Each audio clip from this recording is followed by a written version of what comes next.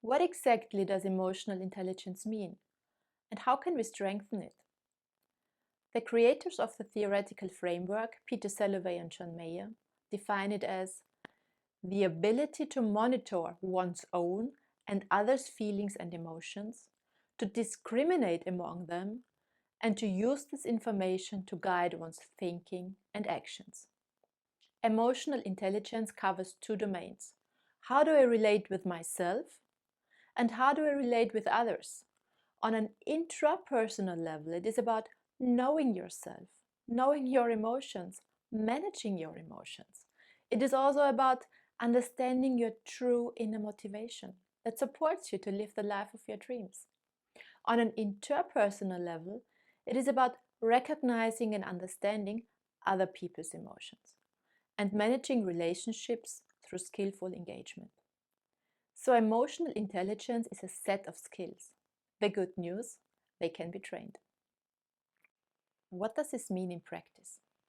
I want to share a personal story that was in a way eye-opening to me. It's a tradition that in summertime, my best friend's son spends a week with me. His name is Paul. Paul is a very easygoing child with a big heart. I just love him. When Paul was about 6 years old, he again spent a week with me. As always, we did all the things he enjoyed: skating, biking, swimming, visiting museums, entertainment parks, and so on. I made it a week in paradise for him. We had an amazing time together. Lots of fun, lots of laughter, and we really enjoyed each other's company. And I also need to admit, I needed a few days of resting and doing nothing afterwards. At the end of this week, just an hour before his mother was about to pick him up, I was cooking his favorite meal, and Paul was playing the little elephant I bought him at the zoo the day before. Everything just seemed to be perfect. And all of a sudden, he said, "Barbara, I didn't like the time together at all. I don't need you. You're just annoying." Wow, this really hit me like a hammer after all that I have done. And I can still remember the situation as if it happened yesterday. An intuitive, autopilot type of reaction to that could be explaining what we did, how much fun we had, and so on. Do you think, would that improve the situation? Most probably not.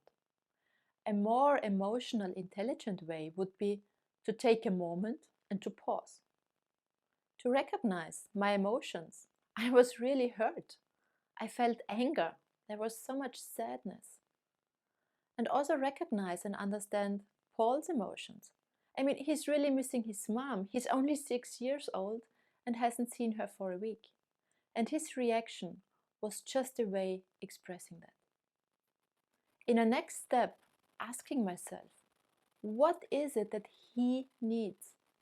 Considering this information, I was able to consciously guide my behavior. And this is already difficult with people we love, and much more difficult with colleagues and other people we are in conflict with. Even more difficult when we feel stressed. How often are we exposed to situations at work or in our private life where somebody just doesn't react the way we expected, and then misunderstandings or conflicts arise? You might already see emotional intelligence helps us to expand our leadership capacity, to improve collaboration and performance, and to enhance well-being and resilience.